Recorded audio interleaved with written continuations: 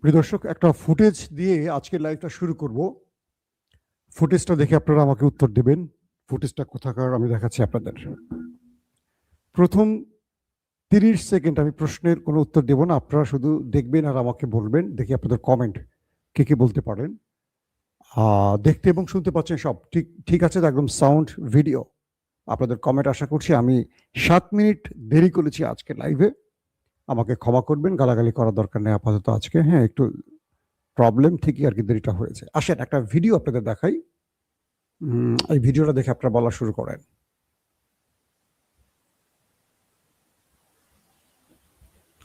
ভিডিওটা দেখতেছেন আপনারা, এটা কি গাজা, এটা ইরান নাকি লেবানন? বলেন, ফুটেজটা দেখে বলতে শুরু করেন। এটা কোথাকার দৃশ্য আমি আপনাদের দেখাচ্ছি? গাজা, ইরান নাকি লেবানন? হ্যাঁ, আপনারা বলতে শুরু করেন ভাই।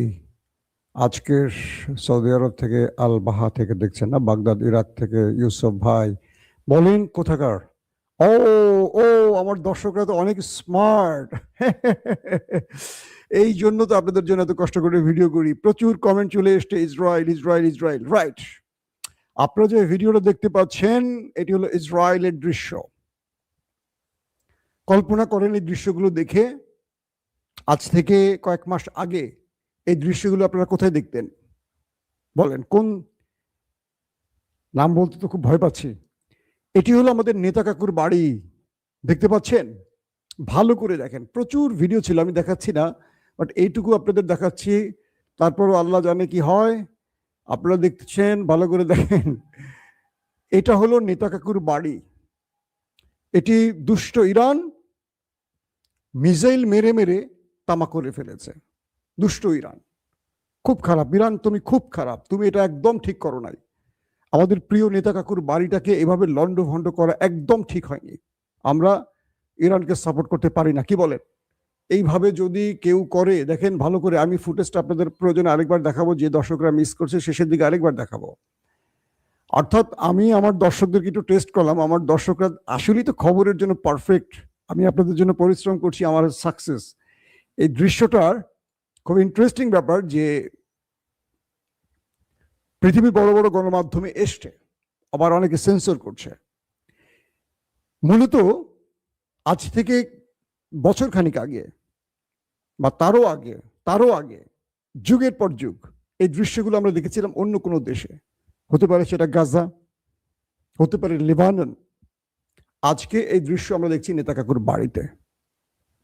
মুস্তফা বাহিনী এমন মিসাইল মারছে যে তাদের আর কিছু অবকাঠামো একদম মানে মাটির সাথে মিশিয়ে দিয়েছে। আপনারা দেখেছেন তো না? এগুলো আমরা সবসময় মুখে বলেছি, আজকে কিছু দৃশ্য দেখিয়েছি। অনেক দর্শক বলে যে মাসুম ভাই কিছু ভিডিও দেখান, দেখাতে ভয় পাই। কেন ভয় পাই সেটা আপনারা জানেন, অনেক রকম সমস্যা থাকে। সাউন্ড নেই কি বলছে ভাই? আমার দর্শকরা বলছে সাউন্ড নেই। মানে আপনারা কি আমার কথা শুনতে পাচ্ছেন? আমি তো দেখতে পাচ্ছি আমার কথা শোনা যাচ্ছে।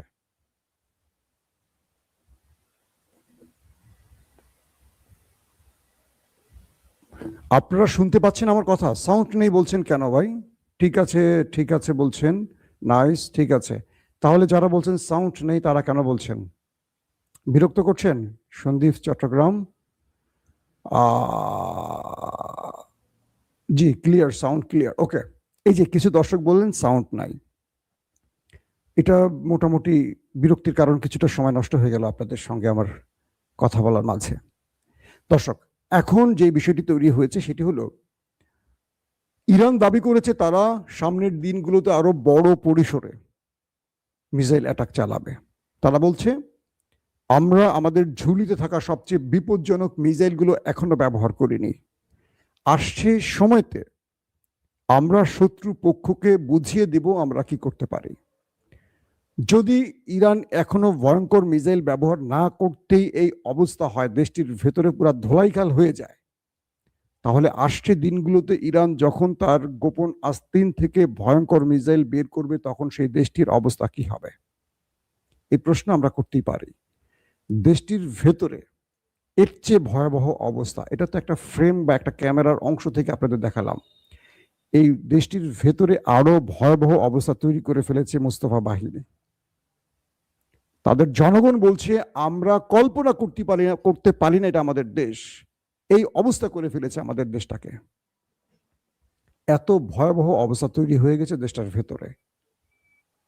দর্শক আসেন, যে শিরোনাম দেখে আপনারা ভিডিওতে আসছেন সেটা একটু বলি। বিভিন্ন আন্তর্জাতিক এজেন্সিগুলো মানে গোয়েন্দা বাহিনীগুলো তারা ধারণা করছেন কয়েকটা বিষয়, যেগুলো ইন্টারন্যাশনাল আউটলেটগুলোতে আসতে শুরু করেছে। আমি আপনাদেরকে এটা গত 15 দিন ধরে বলে আসছি যে ইরান এত শক্তিশালী দুটো দেশের সাথে যে মুখোমুখি হয়ে আছে এবং তাদের যে এত বড় মাপের ধোলাই দিচ্ছে, ইরানের আসলে শক্তিটা কোথায় একটা বিষয় বুঝবেন। একটা বড় দলের সাথে ছোট দল লড়তে গেলেও কিন্তু ভারসাম্য রক্ষা করে চলে, যে আমার একটা পথ খোলা রাখতে হবে। আমেরিকা এবং ইসরায়েল পৃথিবীর সবচেয়ে পাওয়ারফুল, বা ধরেন পাওয়ারফুল আমেরিকা পৃথিবীর সবচেয়ে উন্নত মানের প্রযুক্তির সামরিক অস্ত্রের মালিক ইসরায়েল। এমনও বলা হয় ইসরায়েলের কাছে এমন গোয়েন্দার ডিভাইস আছে বা এমন কিছু ডিভাইস আছে যেটা আমেরিকাও কল্পনা করে না, এটা বলা হয়। আল্লাহ অনেক মেধাবী মানুষ দিয়েছে ওদেরকে, ওরা একটা লক্ষ্যতে কাজ করছে। আমরা যেমন একটা লক্ষ্যতে কাজ করছি, সেটা কি লক্ষ্য? আওয়ামী লীগ না বিএনপি? তাই না? আমাদের লক্ষ্য একটা, আওয়ামী লীগ না বিএনপি। আমরা ঈদের পরে কি দেখলাম? বাংলাদেশের ইতিহাসে এই প্রথম কোনো ঈদে সর্বাধিক মানুষ সড়কপথে মারা গেছে। অথচ ঈদের 2 দিন আগে আমি একটা ভিডিওতে বলেছিলাম যে ঈদ আসে আমাদের কান্নার জন্য, কারণ আমরা অতীত থেকে দেখেছি যে ঈদে বাড়িতে আসা যাওয়ার পথে প্রচুর মানুষ আমাদের মারা যায়। কিন্তু এবার সকল রেকর্ড ভেঙেছে। গাড়ির ড্রাইভারের বদলে হেল্পার বাস চালিয়ে একটা বাস একজন মানুষের ভুলে কতগুলো মানুষ সলিল সমাধি নদীতে ডুবে গেছে। আজকে অনেকগুলো খবর পেয়েছি, কালকেও পাচ্ছি, প্রতিনিয়ত এই খবরগুলো পাচ্ছি। রাষ্ট্রের মন্ত্রীরা, প্রধানমন্ত্রীরা নাকি ঘন্টার পর ঘন্টা অফিস করেন, কিন্তু রাষ্ট্র কোথায় যাচ্ছে, রাষ্ট্রের বাপ মা কোথায় যাচ্ছে আমরা বুঝতে পারছি না। এগুলো বন্ধে কি ব্যবস্থা নেবে? ইউনূস সরকারের আমলেও আমরা এত মানুষের প্রাণহানি দেখিনি, খুব আফসোসের সাথে বলতে হচ্ছে। গণতান্ত্রিক সরকারের সময় আমরা এগুলো বন্ধ দেখতে চাই। আমরা চাই সরকারের মন্ত্রীরা কয়েক ঘন্টা কাজ করবেন, সেটার নিউজ না হোক, তারা কি কাজ করেছেন সেই সংবাদটা আমাদের সামনে আসুক। বাংলা একটু চামে চামে বাংলাদেশের খবর দিয়ে দিলাম, বুঝছেন? আপনাদের রাগ করেন না আবার। আমি কোনো দলকে স্পেসিফিক দালালি করার মানুষ না, ভালোবাসতে পারি, সত্যটা বলতে আমার ঠোঁট এতটুকু আটকাবে না, কখনোই না। দর্শক, তো বিষয়টা তৈরি হয়েছে যে ইরান তার শক্তিমত্তা দেখিয়ে দিচ্ছে এখন। বড় বড় গোয়েন্দা মাধ্যমগুলো বলছে যে ইরান যেভাবে নেতা সাহেবের বাড়িতে অ্যাটাক করছে, নেতা সাহেবের ঘরের মধ্যে যেখানে পারমাণবিক আছে সেই ডিমোনাতে পর্যন্ত সে হিট করছে, তাহলে ইরানের শক্তিটা কোথায়? এই প্রশ্নটা নিয়ে এখন পুরো পৃথিবীর বড় বড় গণমাধ্যম, ইন্টেলিজেন্স টিমগুলো কাজ করছে। যেখানে আমেরিকা বলছে 48 ঘন্টা সময় দিচ্ছে, ইরান বলছে তোমাকে 30 মিনিট সময় দিচ্ছি। তারপর কি করলো আমেরিকা? বললো তোমাকে আরো 5 দিন সময় দিলাম, আজ শুক্রবার, তোমার উপরে আমি বড় কিছু ঘটিয়ে ফেলবো। ইরান বলছে তুমি আমার যেখানে আক্রমণ করবে তার দ্বিগুণ আক্রমণ আমি তোমার গুরুত্বপূর্ণ জায়গায় করব। তোমার গালফ কান্ট্রির পানি বন্ধ করে দিব, একদম পানিতে মেরে ফেলবো সবাইকে, তাদের সমস্ত গ্যাস তেল বন্ধ করে দিব, দেখি আমি মরবো, সবাইকে নিয়ে মরবো। এবং সেটা করছে ইরান, করে দেখাইছে ইরান। এখন গালফ কান্ট্রি আমেরিকাকে বলছে, হে আমেরিকা, তুমি মারছো ওরে, ওরা মারছে আমারে, কি করবো এখন? বাঁচাও আগে, তুমি আর পাগলামি করো না। আজকে ডোনাল্ড ট্রাম্প, আজকে আমার দিনের প্রথম লাইভে বলে দিয়েছি আপনাদেরকে, আরো 10 দিন সময় ট্রাম্প নিয়েছে যুদ্ধবিরতির জন্য। তিনি যে হুমকিটা দিয়েছিলেন 48 ঘন্টা, সেটা 5 ঘন্টা, অবশেষে সেটা 48 ঘন্টা থেকে 5 দিন, 5 দিন শেষ, আজকে 10 দিন আরো সময় নিয়েছে ডোনাল্ড ট্রাম্প। ইরান তো সময় চাইনি, তাহলে সময়টা দিয়েছে কে ইরানকে? দেয়া হলো কেন? কারণ আমেরিকা ফাঁদে পড়ে গেছে। আমেরিকা মনে করছে এই ধমকি দিয়ে ইরানকে দম থামাবে, কিন্তু পৃথিবীর নাম্বার 1 গোয়েন্দা মাধ্যমগুলো বলছে ইরানের শক্তিটা কোথায়। এটা অনুসন্ধান করতে গিয়ে কিছু আউটলেট বলছে ইরানের কাছে, বা মুস্তফা খমেনি ক্ষমতায় আসার পর অল্প সময়ের মধ্যে ইরানের কাছে যে সেন্ট্রিফিউজগুলো ছিল বা যে ইউরেনিয়াম সমৃদ্ধকরণ ছিল 60%, ইরান সেগুলো দিয়ে হয়তো বা কোনো পারমাণবিক বোমা বানিয়ে ফেলেছে। এবং সাম্প্রতিক সময় ইরানের 3টি মাটির নিচে ভূকম্পন হয়েছে, যেখানে পারমাণবিক পরীক্ষার সম্ভাব্য স্থান বলা হচ্ছে, অথবা আশেপাশে ইরানের পারমাণবিক কোনো প্রজেক্ট ছিল এমনটি ধারণা করা হচ্ছে। ইস্পাহানের আশেপাশে এরকম একটা অঞ্চল, আপনারা জানেন যে ইস্পাহান, ফোর্দো বা কি বলে আরেকটি আছে নাতাঞ্জ, এটা হলো ইরানের পারমাণবিক কেন্দ্র। তো বিভিন্ন এজেন্সি বলছে যে ইরান তার সর্বোচ্চ নেতা আয়াতুল্লাহ খামেনির মৃত্যুর পর তার যে ফতোয়া ছিল যে এটা হারাম, যেটা মানব বিধ্বংসী অস্ত্র সেটা মানব জাতির জন্য হারাম, এই ফতোয়াটা চলে গেছে তার সাথে। কারণ পরবর্তী তার হত্যার পর যে ব্যক্তি তার প্রাণ বাঁচাতে পারেননি সেই ব্যক্তি তার পুরো টিমকে নিয়ে যখন চলে গেলেন তখন তার ছেলে দায়িত্ব নেওয়ার পরে বলছে যে এই যুদ্ধ বন্ধ করতে পারে একমাত্র জিনিস, সেটা হলো নিউক্লিয়ার। অর্থাৎ আমাদের কাছে নিউক্লিয়ার নেই বলে ওরা অ্যাটাক করে, কিন্তু ওরা উত্তর কোরিয়া অ্যাটাক করে না। কেন করে না উত্তর কোরিয়া অ্যাটাক? কারণ উত্তর কোরিয়ার কাছে পারমাণবিক আছে। আপনি দেখবেন পাকিস্তানে কি বলে ইসরায়েল সাহস করে কিছু করতে পারে না। পাকিস্তান ভারত উত্তেজনা শুরু হয়, বড় ফ্রেমে কিছু হয় না, 2 দিন 3 দিনের মধ্যে থেমে যায়, কারণ দুই পক্ষের কাছে পারমাণবিক আছে। কিন্তু আক্রমণ করছে কারা? ইরানকে। যে দুটো দেশ আক্রমণ করছে তাদের কাছে পারমাণবিক আছে, ইসরায়েল এবং আমেরিকা। তো মুস্তফা খামেনির স্টেটমেন্ট এসেছিল, বা ইরানের মিস্টার আলী লারিজানি যিনি শহীদ হয়েছেন তার বক্তব্য এসেছিল ইরানকে রক্ষা করতে হলে এবার পারমাণবিকের বিকল্প নেই। তো বলা হচ্ছে যে যুদ্ধের গত 28 ফেব্রুয়ারি থেকে আজ 27 মার্চ পর্যন্ত যে লড়াইটা হয়েছে এর মধ্যে ইরান তার পারমাণবিক তৈরি করে ফেলেছে। এবং ইরান যে মাঝখানে কয়েকটা ভূমিকম্প হয়েছে এগুলো তার মাটির নিচে পরীক্ষা। এবার ইরান এই যুদ্ধ থামাতে পারে তার সর্বশ্রেষ্ঠ কৌশলটি ব্যবহার করে। যে কোনো সময় ইরান প্রকাশ্যে নিউক্লিয়ার পরীক্ষা চালাতে পারে। কে বলছে? ওয়ার্ল্ড এস্টাবলিশমেন্টের যে মুখপাত্রগুলো, গণমাধ্যমগুলো বা তাদের ইন্টেলিজেন্স সোর্সগুলো, তারা বলছে এই লড়াইটা থামতে পারে, বা এখন পর্যন্ত ইরানকে খেয়ে ফেলবো, মেরে ফেলবো, ধরে ফেলবো, খার্গ আইল্যান্ড দখল করবো, এটা করবো, ওইটা করবো, এটা যারা করছেন তাদেরকে থামাতে পারে ইরান যখনই একটা নিউক্লিয়ার পরীক্ষা চালাবে। এবং সঙ্গে সঙ্গে পুরো গালফ কান্ট্রি ইরানের পায়ের কাছে এসে বলবে, হুজুর আমি আপনার পায়ের কাছে এসেছি, পা ধোয়া পানি দেন। কারণ তখন বুঝবে আরব আমিরাত, সৌদি আরব, কাতার, কুয়েত, যত রাষ্ট্র আছে যে ইরানের কাছে এখন পারমাণবিক আছে, ইরান চাইলে খায় ফেলাবে আমাদের। তো ইরান বা ইরানের ভেতরের যতগুলো ওপেন সোর্স আছে বা ইন্টেলিজেন্স গুলো আছে তারা জোরে সোরে যে কথাটি বলছে যে ইরান হয় নিউক্লিয়ার বানিয়ে ফেলেছে অথবা খুব চূড়ান্ত পর্যায়ে আছে, 2-1 দিন হয়তো ইরান এই টেস্ট চালাবে, অথবা ইরানের ভেতরে নিউক্লিয়ার তৈরি হয়ে গেছে এটা সিআইএ জেনে গেছে, যে কারণে তারা বারবার 48, 5 দিন, 10 দিন করে টাইম গেইন করছে, অথবা আমেরিকা ইসরায়েল জেনে গেছে সেই বোমাগুলো ধ্বংস করার জন্য বারবার খেলাটা খেলছে। এখন যে অবস্থাটা ইরান দাঁড়িয়ে আছে, ইরানের সামনে ইরানকে টিকে থাকতে হলে নিউক্লিয়ারের বিকল্প নেই, এটা ইরান জেনে গেছে এবং বলেছে, এবং ইরান সর্বোচ্চ পরিমাণ সেই কাজটি করছে এমনটি ধারণা করা হচ্ছে। প্রশ্ন হলো ইরান কবে এটা টেস্ট চালাতে পারে? এখন ডোনাল্ড ট্রাম্প 10 দিন সময় দিয়েছে ইরানকে, ইরান সময় চায়নি।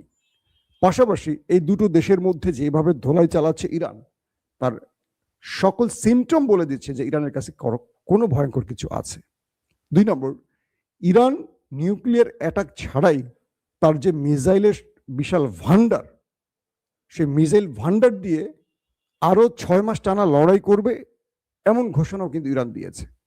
তারা বলছে মাটির নিচে ইরানের মিসাইলের শহর আছে, পানির নিচে তাদের মিসাইলের শহর আছে।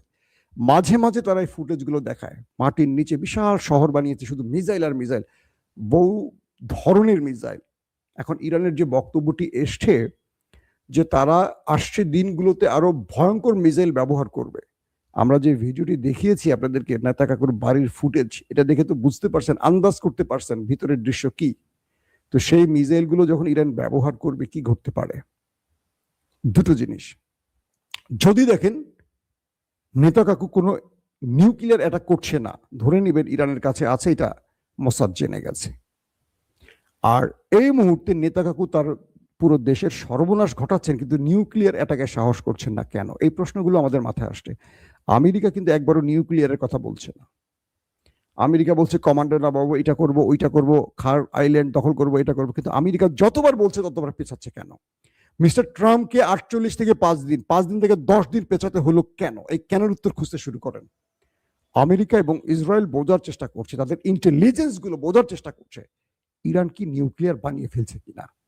এটার জন্য তাদের সকল এজেন্ট যারা এখন ইরানের মধ্যে আছে, কারণ ইরান মাঝখান থেকে এই দুটো দেশের এজেন্টদেরকে অনেককে ধরে ফেলেছে, অনেকে ফাঁসিয়ে দিয়েছে, অনেকে জেলে আছে। তো বলা হচ্ছে যে এই দুটো দেশ বোঝার চেষ্টা করছে ইরানের কাছে নিউক্লিয়ার আছে কিনা, বা ইরান নিউক্লিয়ারের কোন পর্যায়ে আছে। কারণ আমেরিকা এবং ইসরায়েলের প্রশ্ন আসছে যে আমরা ওদেরকে মারছি 2টা, ওরা মারছে 4টা। আমরা ওদেরকে যেই পরিমাণ মারছি তার চেয়ে বড় পরিসরে মারছি। আমেরিকার সেনারা, মার্কিন সেনারা গালফ কান্ট্রিতে অর্থাৎ আরব রাষ্ট্রে তারা সকল বেস ছেড়ে পালিয়ে তারা বিভিন্ন হোটেল মোটেলে গিয়ে উঠছে। তারা আরব জনবসতির মধ্যে ঢুকে পড়েছে, মানুষের সাথে মিশে গেছে, তাদেরকে শেল্টার হিসেবে ব্যবহার করছে। তারা জানে ইরান আরবদের মারবে না, মুসলিম জাতীয়রা। তো মার্কিন সেনারা পোশাক পরিবর্তন করে তারা ঢুকে পড়েছে এখন আরবদের মধ্যে। ধরেন একটা বিল্ডিং এ আরবরা থাকছে, সেখানে 2টা ফ্লোর তারা ভাড়া নিয়ে জীবন রক্ষা করছে। ধরেন একটা হোটেলে, আরবদের হোটেল, সাধারণ মানুষের হোটেল, সেখানে তারা রুম ভাড়া করে থাকছে, অর্থাৎ বিচ্ছিন্ন হয়ে তারা এখন নিজের জীবন বাঁচাচ্ছে। আমেরিকাকে ইরানের ভয় জীবন বাঁচাতে বেস ছেড়ে পালাতে হলো, অথচ তারা এত পরাশক্তি, এত পাওয়ারফুল অস্ত্রের মালিক, B2 বোম্বার্স, হ্যাঁ, তাদের কত কিছু আছে, বাংকার ব্লাস্টার, এত কিছু থাকার পরও আমেরিকা ভয় পাচ্ছে কেন? ওই একটি কারণ বলা হচ্ছে যে তারা সকল নেটওয়ার্ক সোর্সকে কাজে লাগাচ্ছে যে ইরানের কাছে নিউক্লিয়ার রেডি হয়ে গেছে কিনা, এবং ইরানের এই শক্তির উৎস কি নিউক্লিয়ার, নাকি এর চেয়ে ম্যাসিভ বা এর চেয়ে ভয়ঙ্কর কোনো মিসাইল ইরানের কাছে আছে। কারণ রাশিয়া কিন্তু জানিয়েছে যদি কোনোভাবে নেতা সাহেব ইরানের বিরুদ্ধে নিউক্লিয়ার ব্যবহার করে তবে রাশিয়া নিউক্লিয়ার ব্যবহারে বাধ্য হবে। তার মানে রাশিয়া যুদ্ধটাকে এই লেভেলই চাচ্ছে যে তোমার মিসাইল মারুক, তুমি মারো, তুমি মারো, কিন্তু নিউক্লিয়ার অ্যাটাক যদি কেউ করে তার এগেনস্টে রাশিয়াও নিউক্লিয়ার অ্যাটাক করবে, এমন ঘোষণা কিন্তু রাশিয়ার পক্ষ থেকে এসছে। রাশিয়ার গণমাধ্যম এটা কিন্তু আমি গত 2-3 বারও আমাদের খবরে বলেছি। তো এই পর্যায়ে ইরানকে নিয়ে পুরো পৃথিবী টেনশনে আছে। আজকে যদি ইরান নিউক্লিয়ার টেস্ট করে বসে, আরবরা তো পায়ের কাছে আসবে, পুরো ইউরোপ চুপ হয়ে যাবে। মনে রাখবেন আগামীকাল থেকে ইরানের নিষেধাজ্ঞা সব উঠে যাবে। ইরানের মতো পুরো মধ্যপ্রাচ্য কন্ট্রোল করবে, কারণ ইরান হরমুজ প্রণালী থেকে টোল নেবেই। আমি হরমুজ প্রণালী নিয়ে একটি ভিডিও করার প্ল্যান আছে, একদম ম্যাপ ধরে ধরে আপনাদের কেন এটা গুরুত্বপূর্ণ কি সেটা বোঝাবার জন্য। তো এই মুহূর্তে ইরান তার রাষ্ট্রের ভেতরে সবচেয়ে পিক আওয়ারে আছে এবং সবচেয়ে কঠিন সিদ্ধান্তের মুখোমুখি আছে। একটা ভুল ইরানকে শেষ করে ফেলবে, একটা সফল চাল ইরানকে পৃথিবীর বুকে বা মধ্যপ্রাচ্যে সুপার পাওয়ার করে দেবে। এখন ইরান কি করতে যাচ্ছে সেটা হয়তো আমরা অল্প সময়ের ব্যবধানে বুঝতে পারবো, কারণ যুদ্ধের গতি প্রকৃতি ভিন্ন দিকে হাঁটা শুরু করে দিয়েছে। আজকের মতো বিদায় নিচ্ছি। ইনশাআল্লাহ আজ রাত 11টা থেকে 12টার মধ্যে আরেকবার হাজির হওয়ার চেষ্টা করব। সেই পর্যন্ত সবাই ভালো থাকবেন। আল্লাহ হাফেজ। ওপেন দাইস মানে সত্যকে সত্য বলা, মিথ্যেকে মিথ্যে বলা। আমরা শোনা কথা নয়, চোখে যা দেখি তাই বলি।